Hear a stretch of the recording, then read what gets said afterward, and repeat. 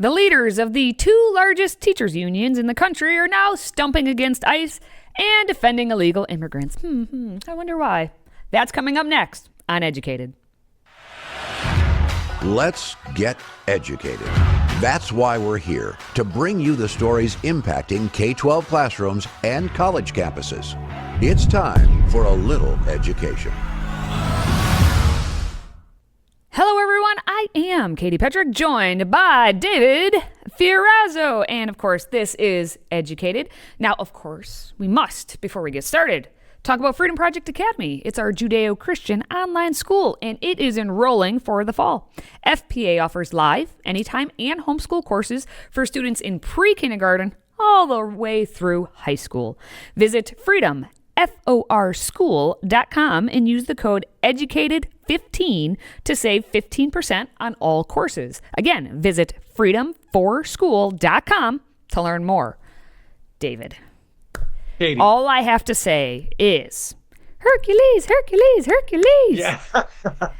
It was Sorbomania today on worldviewmatters.tv. We were blessed to have both these guys. What a power couple. What a Christian conservative couple that are doing great things, Sam and Kevin Sorbo. And we titled it The Marxist Game Plan, Miseducating the Masses. Great conversation with the Sorbos. Their website is sorbostudios.com, but our website is worldviewmatters.tv. Please subscribe, please share, and keep praying and supporting the podcast. It's doing very, very well. But it was just such a blessing. These guys, they're so down to earth, and it was just great to see them in person. We've had them on the show individually, but great conversation. Covered a lot of topics, so please check that out, friends. Awesome. And of course, I mean, you guys talking about Marxism, we don't have that happening in this country. Oh, no. Certainly not with our teachers' unions, presidents, or anything like that. No cases of that. But nonetheless, I guess we'll report on this first story. David, what do we have to talk about? Yeah, speaking of Marxism, the mainstream media and the education system working hand in hand. You know, they're like tag teaming America. But let's talk about this story. So the teachers union president, Randy Weingarten, apparently resigns from the DNC. That's the American Federation of Teachers president. She's been there for how many years? 23. Wait a minute. She's been a member of the DNC. Yeah. For 23 years.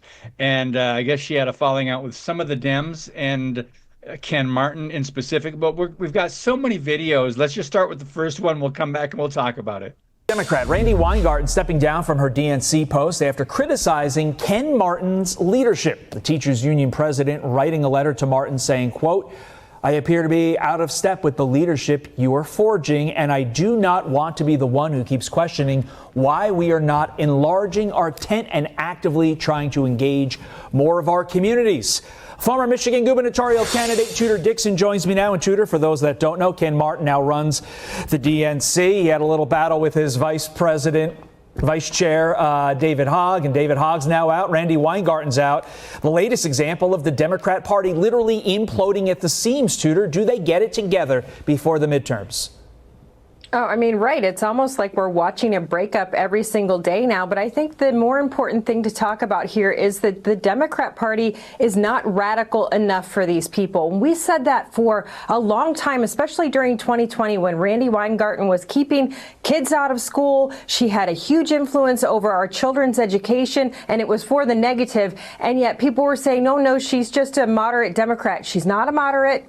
David Hogg was not a moderate. David Hogg was ousted because he was trying to primary Democrats that he did not think were socialist enough. This party is breaking right now because it's not the moderate old Democrat Party. They are moving towards socialism. And when she says she wants to include other communities, they're not American communities. And that's the problem. The Democrats don't want, some of them see why they lost in 2024. And Randy Weingarten doesn't want to hear about it. David Hogg doesn't want to hear about it. And we may just see the party completely break apart. I didn't make my popcorn. I missed it. I need some popcorn. I need to go. This is our opportunity. Yeah, they're having an issue enlarging their tent with more communists. I'm sorry, Democrat socialists. Well, wait a minute. What's the difference between a Democrat socialist and a communist? It's for another conversation. But ATF President Randy Weingarten recently called the LA rioters peaceful protesters. So we've got that rerunning again. So yeah, you know these guys, they're radical. You know, there it is. Teachers unions back anti-ICE demonstrations, defend illegal aliens, whether they're working out in a field or whether they're selling drugs or human trafficking or other criminal activity across the board. I guess they defend them. Go ahead, Katie. Yeah, what Tudor was saying in that video is exactly what is happening. So Randy Weingarten, get this straight. She is very radical. It's not, oh man, the Democratic Party just doesn't represent me anymore. It's that the Democrats are too conservative for her and the likes of Mr. Hogg. So they are pulling out of the DNC because they want to have their own little wing of whatever party they're trying to do, Marxism, whatever you want to call it. Wow. And this is one of the leaders of the second largest teachers union in the entire country. So mom and dad, you have to let that sink in for what that means for your family, because it will affect your family. It already has, in case you haven't been paying attention. So the fact that Randy Weingarten, and you know what's going to happen is she's going to say, well, the Democrats don't represent me. And now she can use this as, oh, I am for everyone. I'm not aligned with the Democrats anymore. No, I represent everyone, because as she said, she wants to make a bigger tent. Again, Tudor was right. That doesn't mean Americans. She's wanting any illegal immigrants come in. But according to her, I mean, she was defending, well, getting out ICE and allowing illegal immigrants in. But then, David, did you see how she might have accidentally said something she didn't mean, and then she had to apologize? If one wants to fix the immigration laws, which they should be fixed, fix the immigration laws. Don't arrest workers. Sorry, God. Sorry, God. Number two, the kind of fear and terror that is going on is rifling through so many of our families.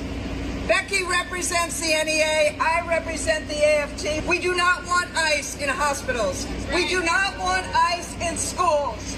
We do not want ICE in churches. We do not want ICE in workplaces.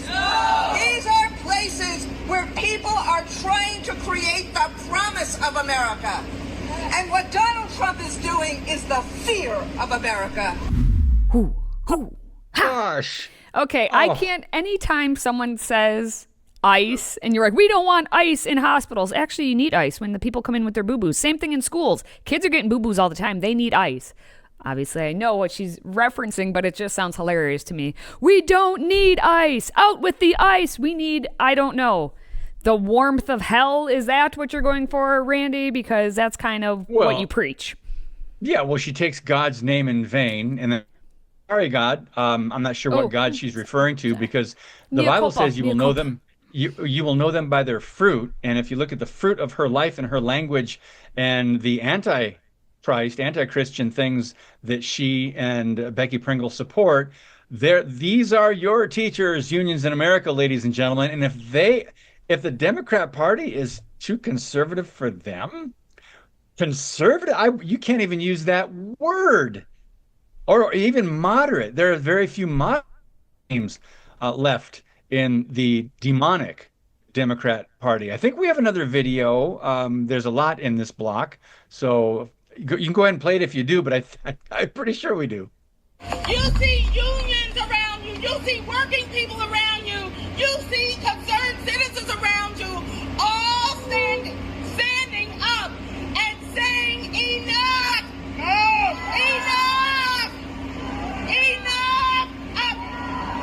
of the ICE raid. Enough of the cruelty and the hate. Enough of the division and the disrespect. Enough. We will not scapegoat immigrants. That's right.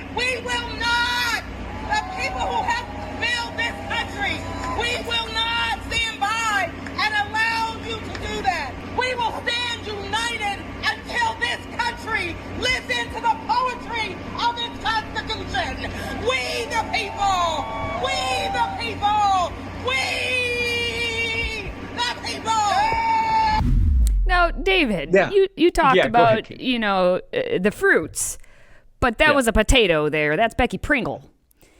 See that little connection I made there? Yeah, that was Yeah, Becky I Pringle. see what you did there. She's the other president of the largest teachers union. So, I mean, between the NEA and the AFT, I mean, everyone's covered for the schools, right?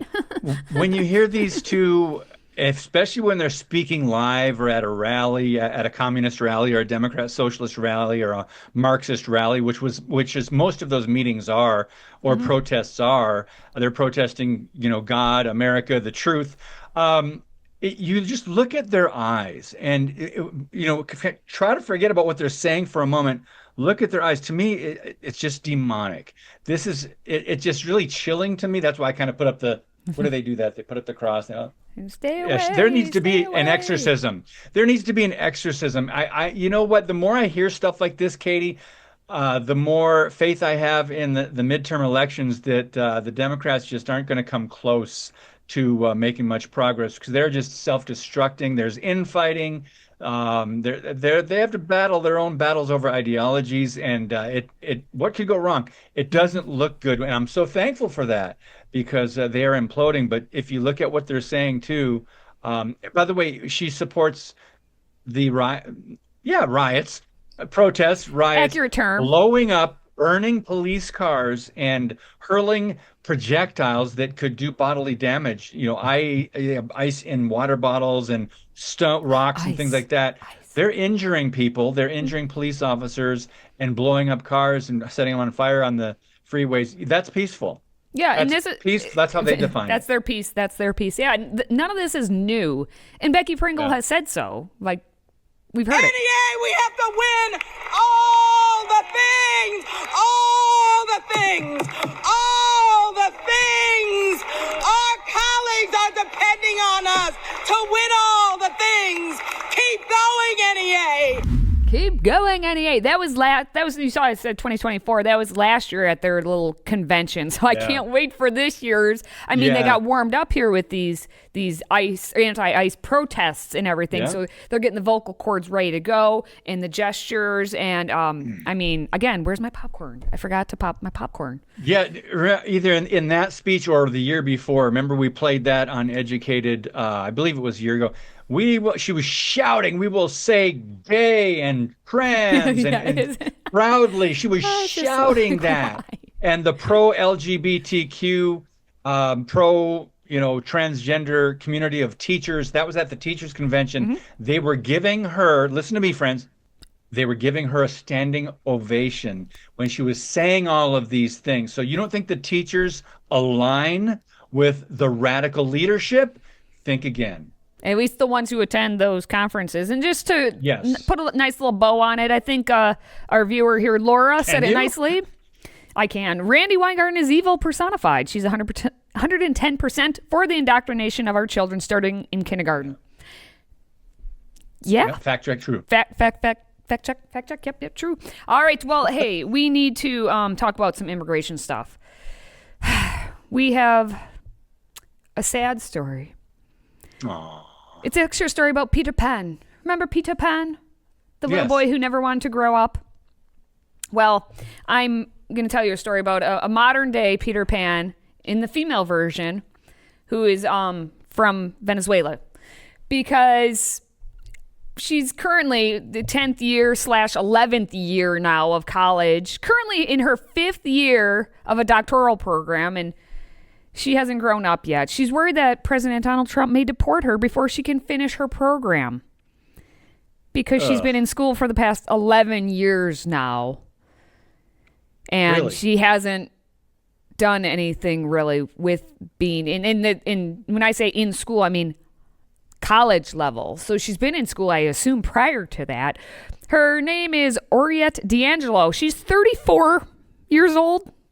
And she's 34. a University of Iowa doctoral student who first came to the country from Venezuela back in 2015 on a student visa. Well, she's working on a doctoral program now, and it's supposed to be finished in 2026. And it's a graduate certificate in gender, women, and sexuality studies. That's according to her bio. Now, her goal is to teach at a university. Just put all of this together in your mind, everyone. And she claims she has put years into her degree in Spanish and Portuguese, only to have it threatened by Trump's immigration agenda. Now, what is she talking about? Well, we had a program here all the way back in 2020. Remember the year 2020?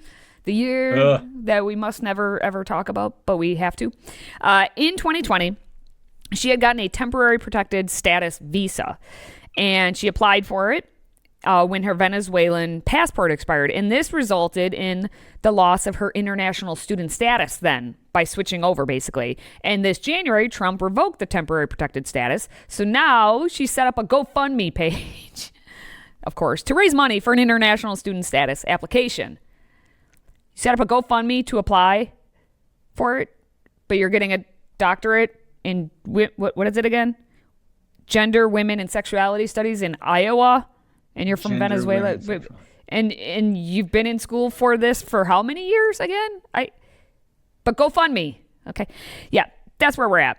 The application was approved by the U.S. Citizenship and Immigration Services in mid-April, okay, but now they did a whole big story on her in the Chicago Tribune. Yeah, it was in the Trib. So it's not like a small newspaper did this whole thing. A big newspaper did this whole I'm not really safe. A Venezuelan poet's fight to stay and write in the U.S.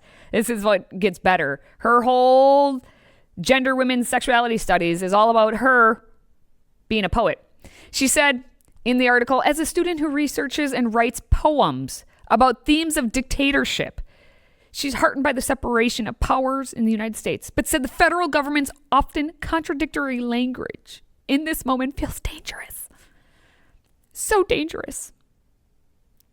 All right, then. Sure. Yeah.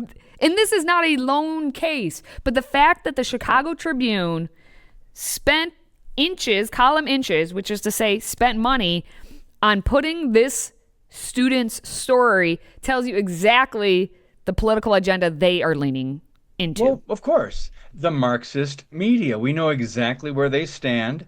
And by the way, over at Front Page Magazine, this was linked in that story at the College Fix. There's the headline, lesbian Venezuelan poetry student may be Trump's next deportation victim. Will the injustice never end? The injustice never end. So so she's not legal, and the media is doing all they can to defend and support, these individuals, and they're playing the victim, and that's part of what Marxists do. But it's interesting. It's interesting, Katie. We'll see what's gonna happen. Basically, yeah. and we do have some logic in people who have read this. It's Mark Tapson, who's a conservative commentator, and he wrote for Front Page Magazine saying, with all due respect, someone who came to the United States over 10 years ago to study poems about the themes of dictatorship, who spent years getting a degree in a language she already speaks, who wants an academic career but still hasn't finished her dissertation, is not a serious intellectual, but a perpetual student, simply sponging off American largesse. Meanwhile, what does she have to offer her adopted country in return? It's not unreasonable to ask what potential immigrants to America bring to the table. Thank you, Mark, for pointing out, the obvious that clearly the Chicago Tribune refuses to acknowledge because they're trying to put up this whole sob story from her. But it's let's look at the facts of what this woman is bringing to the table, which is what? So, that's my question, Katie. So with gender, women, what is it? Gender, sexuality, and what was the third one? Women's sexuality, cultural, gender whatever, studies. all the studies, yeah. So other than another radical teacher, another radical educator, what does that kind of degree provide? What kind of job is she going to be doing? Yeah, I mean, how is she going to serve the public with that kind of degree? It doesn't, but all I know is, just so everyone's clear, the Tribune wanted to point out that not as a result of the intense fear that she's been feeling, but her and her girlfriend got married in March. But she's all about fighting for LGBTQ rights. It was not for the immigration part, but the LGBTQ rights. So I think that's what she's going for. That's what she would be offering. Who knows? Okay. But nonetheless, we have a little bit more to talk about. And it turns out, unlike this, I think she would be a young millennial at her age, the Gen Z younger generation is actually ditching college en masse to go after big money, blue collar jobs. And we're going to talk about that in a moment. Catch Freedom Project's lineup of shows daily at noon Central. Starting on Monday, we have Educated. On Tuesday, we have the Dr. Duke Show with Vicki McKenna. Wednesday continues with another episode of the Dr. Duke Show with Dr. Jake Jacobs. Thursday, we have One Nation. And Friday, we wrap up the week with another episode of Educated. Catch Freedom Project's lineup of shows daily at noon Central.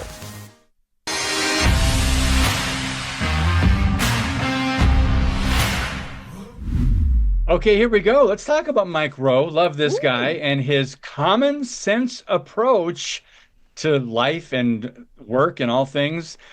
So here's the headline. Mike Rowe details why Gen Z ditching college for big money, blue collar careers. I've always found this topic to be very interesting because for years, and we've done a lot of programs where we discuss this, Katie, where a lot of kids get their degree and they end up, a huge percentage of them don't even work in the career or the job that they got their degree in. But Dirty Jobs host Mike Rowe was on Fox and Friends, and he told Ainsley Earnhardt that many young people were deciding not to deal with burdensome student loans and choosing trade school instead. Interesting, but not surprising. Let's watch the video. We'll come back and talk about it. More members of Gen Z are heading to trade schools instead of going to college, with some even going back to learn a new skill despite already earning a degree. Gen Z has finally gotten the memo. Starting your career $200,000 with college debt is not a great idea. Far better, in the estimation of lots of parents right now, to learn a skill that's in demand and go to work. It really is just the math. It's also the opportunity. You know, we've talked about it before, but for every 5 tradespeople who retire right now, only 2 replace them. So we've got a demographic problem. There is a shortage of skilled labor. There's 7.6 million open jobs right now. And a lot of them, as your previous guest alluded to, exist in the energy industry. The opportunities around these data centers are enormous. Building submarines, automotive, there's a long nursing. There's just so many opportunities right now. And it's taken us 17 years at MicroWorks, but you're kind of turning around a tanker. You know, it's myths and misperceptions and stigmas and stereotypes. And a lot of people are just figuring out for the first time that you can make 6 figures welding and plumbing and in electric. Tons of opportunity. It's not a secret anymore. Which trade is hurting the most? Which one needs more individuals? Right now, though, I'd say electricians. Everybody I talk to is desperate to hire electricians, including the Navy. Right now, they're trying to get 3 nuclear-powered submarines delivered every year. That whole ecosystem is hiring 140,000 skilled tradespeople. So the numbers are just vast. But there's really no bad place to start. Just get in, get your foot in the door, start somewhere, and you will climb the ladder. In a lot of people I'm talking to, a lot of people coming out of high school who graduated just this year now, and it's summertime, and they are starting into their program of some sort of a trade because they see what can result from it. I mean, they're giving good reasons too. It's not like kids are, I just don't want to go to college. They have valid reasoning for why they don't want to go to college. And a lot of it has to do with, I want to earn some money now, and I don't want to be burdened by all this debt. That's the number one reason, is I want to earn income sooner. That's why I'm going into pursuing a trade career. Number 2 reason, avoiding student loan debt. They go hand in hand. You get money instead of dishing out money. And that's the thing we don't talk about as much. It used to be what was the only reason people ever thought kids who went to trade school did, was because they didn't want to sit at a desk job. But now it's the number 3 reason why they prefer hands-on work to desk jobs and better long-term security. Yes. Well, you know what? There's some really interesting things on here. In fact, if you go down that list a little bit, the reduced chances of being replaced by AI. AI is growing and technology is growing where that's putting people out of work. But if you're doing a job with your hands, or you're going into someone's home, for example, being a repair person, AI cannot do that. So that's very interesting too. And what's even more fascinating about this whole thing is the fact that we are all about tech, right? Yeah. And we're getting all of our products now are crappier and like they're not as good quality. So things are going to break. So you need someone to be able to come in and repair it. You can't just AI your way out of this. It's such a fun, like, cyclical thing to think about. Something he said, and this number is mind-boggling to me, but he said there is a shortage of skilled labor, and he said there are 7.6 million open jobs right now, and I'm guessing he meant in America, but 7.6 million. So there's a need. There's not as much of a need for desk jobs, tech jobs, but that is a growing industry. But here you can, like you said, avoid the classes, the college, the student loan debt, go right into a trade where you can make money immediately, and it just makes sense. So no wonder a lot of people are flocking, young people are flocking in that direction. Well, it makes dollars and cents, and I think that figure 7.6 million is nuts and bolts. That's all I have to say about it. Yeah, I see what you did there. All right, well, hey, that's going to wrap up this episode of Educated. We're off on Friday. I need to take a nap. All right, but we're going to be back again next Monday. I'll rest up. David will rest up. And we'll be back here next Monday. As always, though, thank you for watching. Thank you for listening, and thank you for supporting what we do. Until next time, stay educated.